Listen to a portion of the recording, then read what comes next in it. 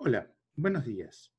Me propongo compartir con ustedes algunas reflexiones sobre lo que tiene para decir y lo que no tiene para decir la ciencia de datos en este momento de incertidumbre frente a la pandemia. Entonces, ¿qué nos preocupa? Bueno, primero, queremos saber cuán grande va a ser esto, cuánto tiempo va a llevar, cuánta gente se va a enfermar, cuánta gente se va a morir. Bueno, fantástico. Lo que queremos es poder predecir el futuro. Para eso vamos a necesitar datos, vamos a necesitar crear un modelo, vamos a necesitar que ese modelo reproduzca el pasado, y una vez que más o menos funcione reproduciendo razonablemente el pasado, después recién ahí tiene alguna chance para hablarnos del futuro. Veamos.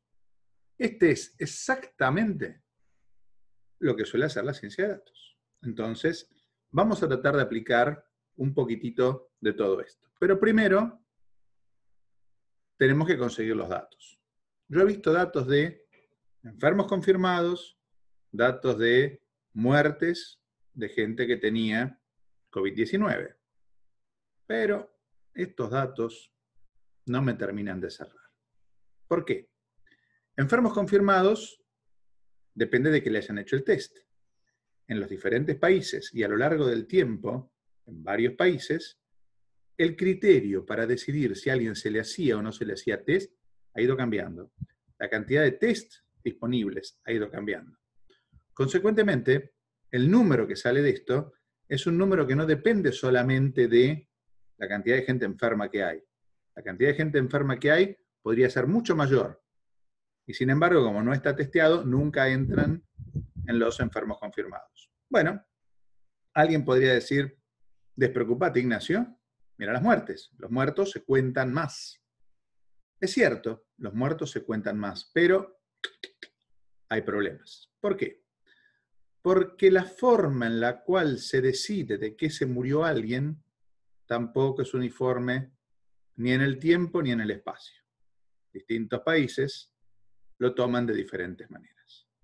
Con lo cual, cualquier modelo que hagamos va a estar de entrada sospechado por la calidad de los datos con la que lo entrenamos y con la que después tratamos de predecir. Bueno, entonces, siempre que uno va a empezar a armar modelos, tiene que empezar desde lo más simple.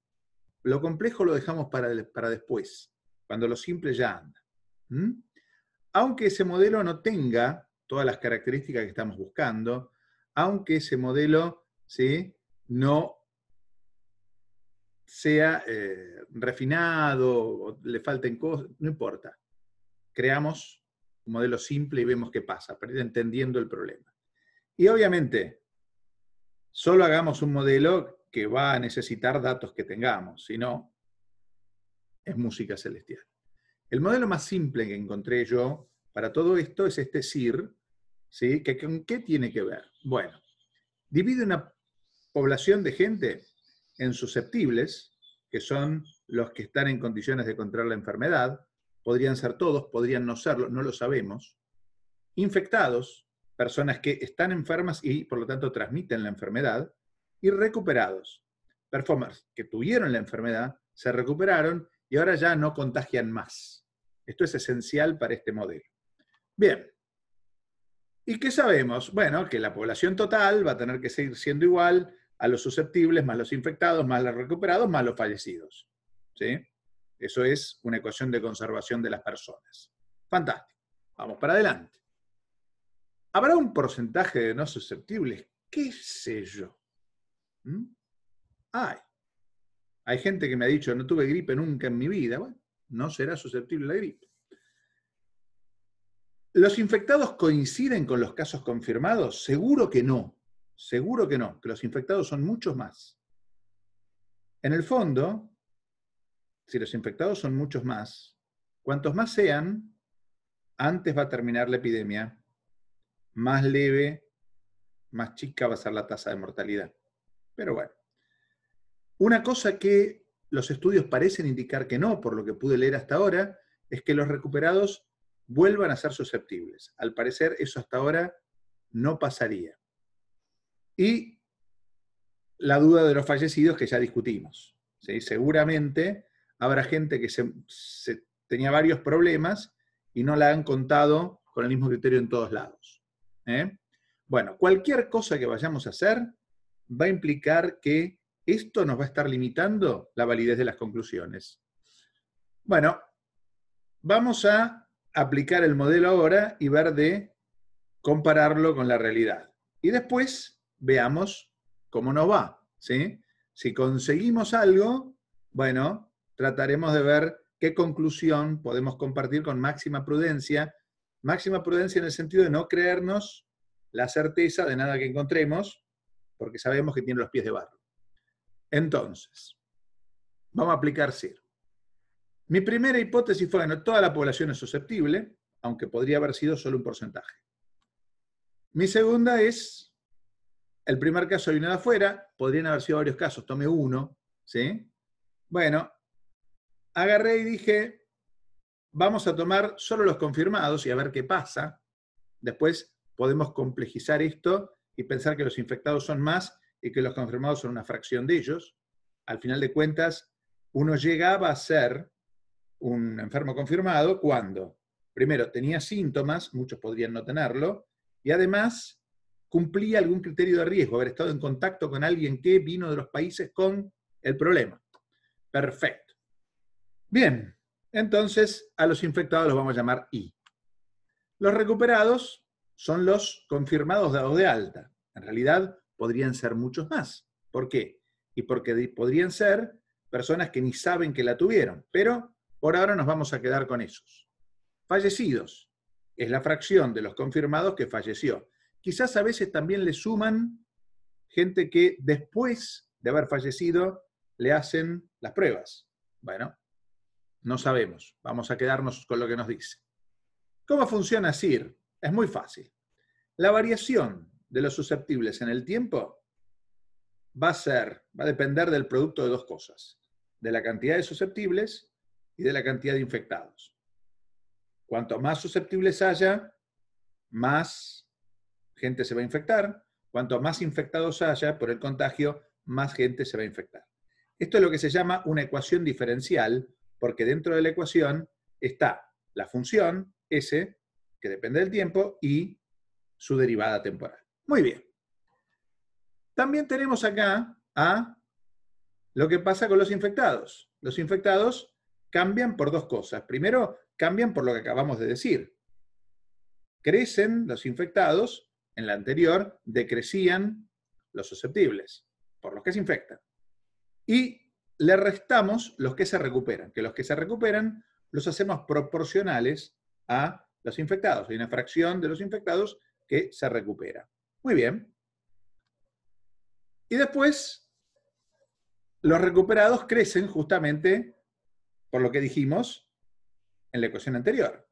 Con lo cual, tenemos S, tenemos R y tenemos I, que son tres funciones que dependen del tiempo, y tenemos tres ecuaciones que toman en cuenta a S, R, I y sus derivadas.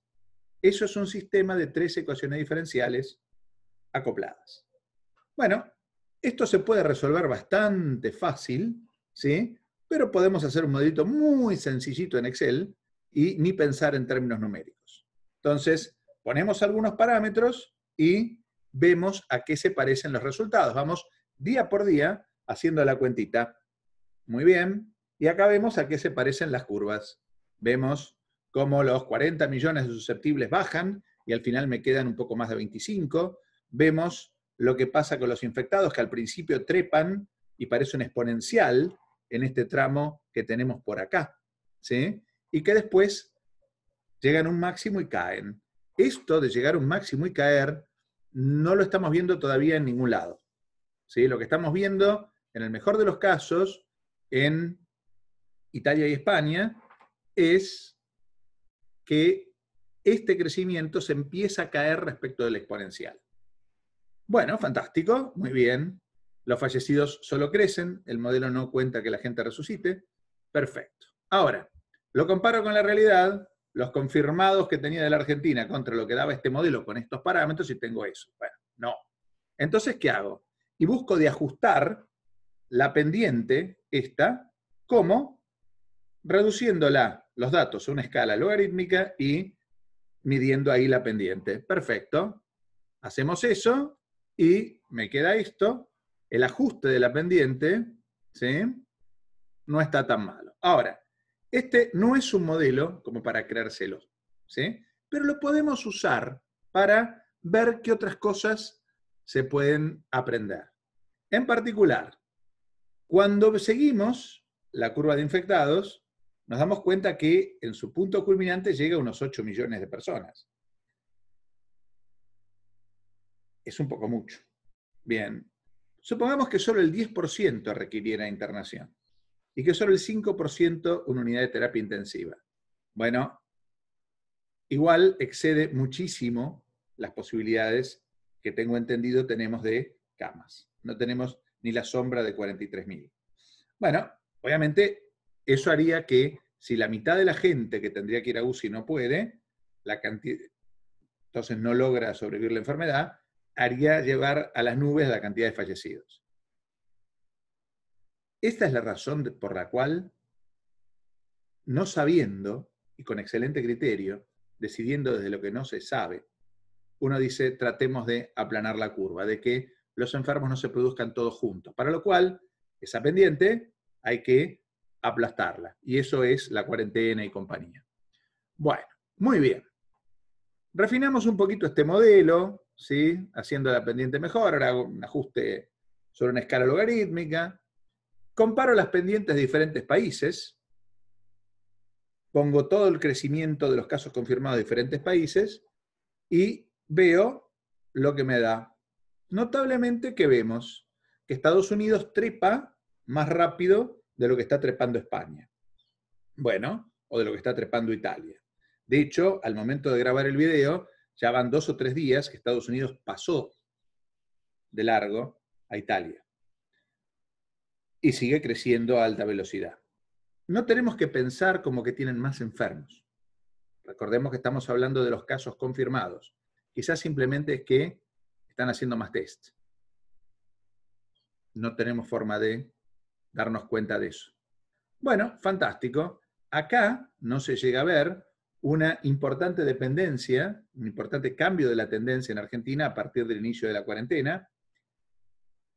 Es temprano para verla, porque hay que esperar por lo menos una cantidad de días que sea comparable al periodo de incubación promedio de la enfermedad. Muy bien, ¿sí? Las pendientes no son iguales por muchos motivos que no sabemos en qué orden son importantes. El clima puede influir o puede no influir. A mí, de hecho, me ha sorprendido que estando nosotros a finales del verano, principios del otoño, pero todavía con temperaturas cálidas, estemos teniendo este problema, pero sí. Puede tener que ver con los hábitos sociales. Hoy charlaba con un amigo que vive en Taiwán y él me decía, mirá, acá el contacto entre la gente sin cuarentena es equivalente en cuanto a cantidad de tiempo pasado a una cierta distancia del otro, a lo que sería en Argentina con cuarentena. O sea, la gente allá se acerca poco. Bueno, bien. Felices de ellos. Y también tiene que ver, por supuesto, con estas restricciones. Muy bien. Les cuento las pendientes, ¿sí? La pendiente de Argentina me daba punto 22, la pendiente de Brasil punto 29, más importante, la pendiente de España punto 18, es como que ya empezaba a bajar, espero que sea, pero no tengo forma de estar seguro, porque ya tienen tantos casos afuera de los registrados que ya el virus le empieza a costar encontrar nuevas personas a las cuales infectar. Desde estos datos hasta el día de hoy, esta tendencia se ha confirmado. Lo mismo puedo decir, y con más razón, para Italia, y Estados Unidos está arrancando todo esto. Vamos a ver, yo les muestro cómo son los ajustes de las pendientes para que vean que las curvas se parecen, ¿sí?, a rectas a las cuales les podemos creer. Acá hice la cuenta con el mismo logaritmo de infectados que planteo en la que compara las curvas de los distintos países, justo para asegurarme que al principio la pendiente está bien definida como una recta. O sea, eso coincide, ese aspecto del modelo coincide con la realidad observada. Pero claro, como en este caso el 100% era susceptible, hay que llegar a un número muy alto de enfermos hasta que esto se dé vuelta. Para lo cual faltaría muchísimo tiempo si todos fuéramos susceptibles y todos los únicos enfermos fueran los que estamos contando. Algo muy improbable.